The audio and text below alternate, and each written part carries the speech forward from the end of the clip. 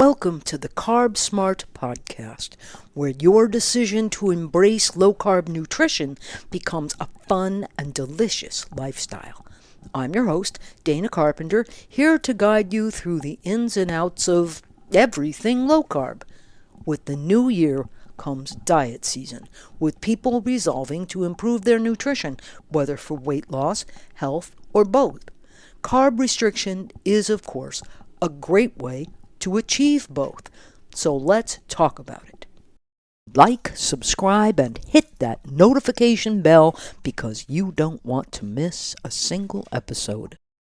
Happy New Year, and welcome to the wonderful world of low carb. We have more fun here than people suspect.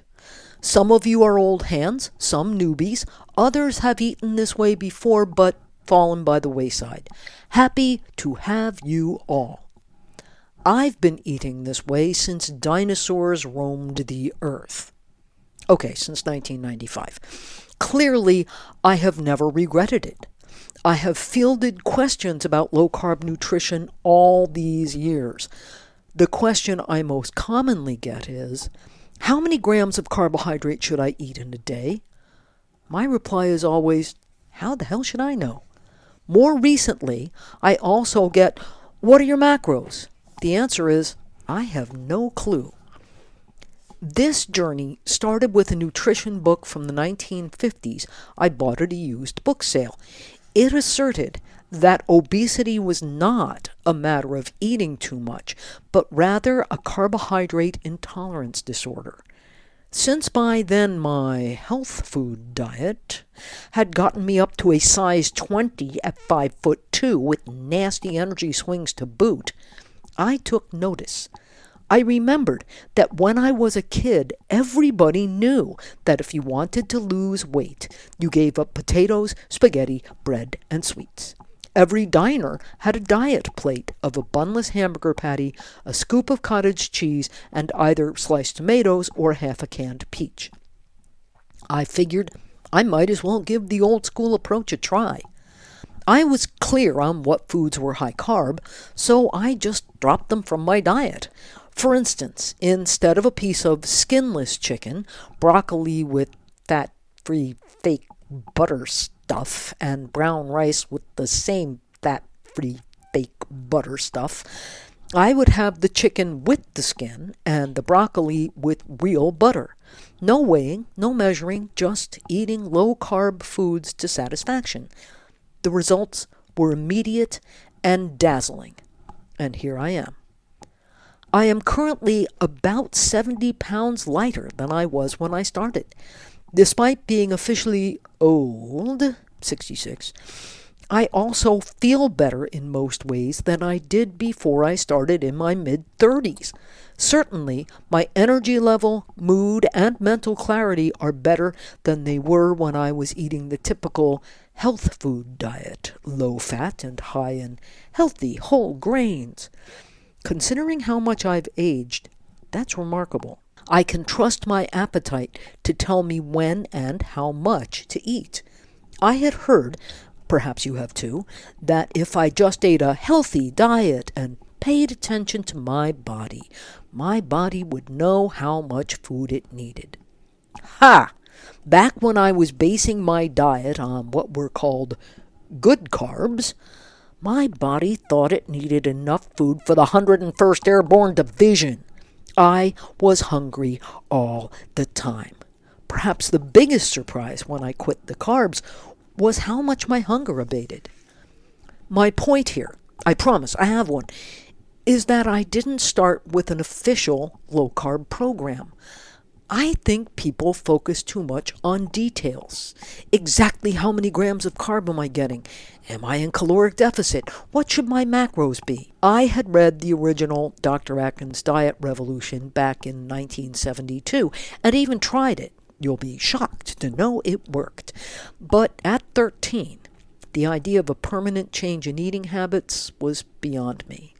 In the late 90s, having gone low carb, I read what books I could find. Dr. Atkins' New Diet Revolution, Protein Power, The Carbohydrate Addict's Diet, and The Zone. Back then, those were what was in the bookstores. As carbohydrate restriction caught on in the early 2000s, more books came out. I read those too, and also found more old stuff like The Drinking Man's Diet, Calories Don't Count, and Eat Fat and Grow Slim. Back in the day, we had internet bulletin boards, a forerunner of Reddit.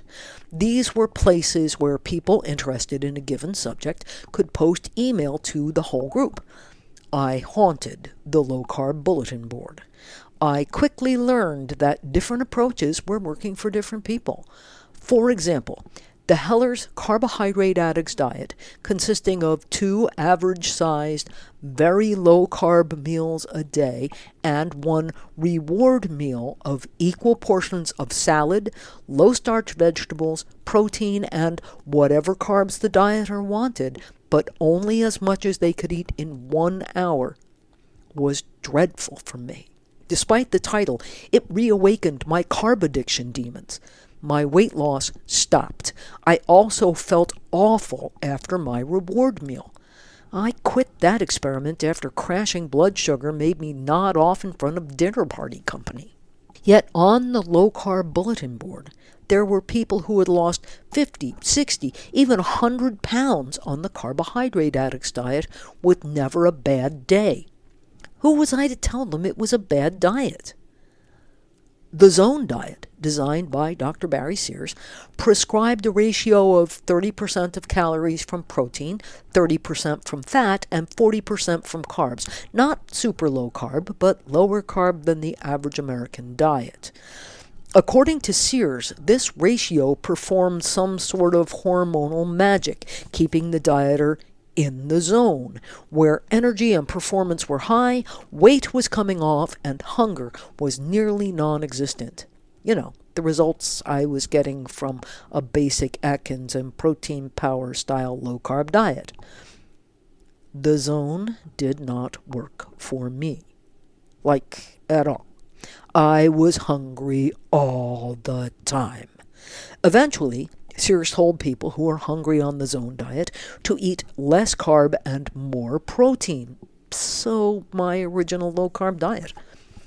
Yet, I talked to a few people who found Sears's ratios worked well for them. These were generally people who had been trim and athletic in their youth, only growing a spare tire when they hit 40 and got a desk job. Not so effective for those of us who had been fat and carb addicted since childhood. Once again, who was I to tell the people who were doing well on the Zone that it was a bad diet? Hearing about other people's experiences with the various forms of carbohydrate restriction was what inspired me to write my first book, How I Gave Up My Low-Fat Diet and Lost 40 Pounds. I wanted to explain all the ways I knew of cutting carbs so that people could find what worked for them. Is your diet working for you? Are you losing weight? Is your hunger satisfied? Are you clear-headed and energetic? Are you having an easy time sticking with it? Is your health improving? These are the metrics that matter. If your diet is not working for you, stick with it. It can take time to work out the best approach for you, and that may change over time. Remember, there is no finish line. Whatever you do to lose weight and improve your health is what you will have to do for the rest of your life to maintain those benefits. It's worth finding your own best path. So, tweak your diet one change at a time. Maybe you need to pay attention to your blood sugar numbers or ketones. Maybe you need fewer carbs. Maybe you should eat more protein and less fat, or less protein and more fat. Maybe you should count total carbs instead of net carbs, or vice versa. Maybe you should try intermittent fasting or fat fasting. Maybe you need to cut out the cheat days. If you have cravings, are you eating a food to which you are addicted? For some of us, there are foods we are addicted to, and as with alcoholism, the only solution is to avoid them completely. In how I gave up my low-fat diet and lost 40 pounds, I included a checklist of symptoms of carbohydrate intolerance to help readers gauge just how severe their issues might be, and hence how restrictive a diet they should try. Hearing it read aloud would be confusing for you, so I've included it below and on CarbSmart.com. The more of these symptoms you have, the more carbohydrate intolerant you are likely to be. The more intolerant you are, the more restrictive an approach you are likely to need. Even having 4 or 5 symptoms can signal real trouble. I had 10 of the symptoms before I went low carb. And if what's working for you is weighing and measuring and tracking macros, go for it. I'm all about what works and what you can live with permanently. It is possible that after several months of weighing and measuring and tracking macros, you'll be comfortable eyeballing it. On the other hand, you may find that sort of exactitude is just what you need. It's all about what works for you. Let's have a happy, healthy 2025. What form of low-carb diet are you pursuing? Is it giving you the results you want, or do you feel you need to adjust a bit? Let us know in the comments below. And at the risk of sounding self-serving, trying a new low-carb recipe once or twice a week is a great aid to building a happy low-carb life. Share this podcast with everyone you think might like it. And don't forget to like, subscribe, and hit that notification bell because you don't want to miss a single episode. Until next time, stay low carb, happy, and healthy.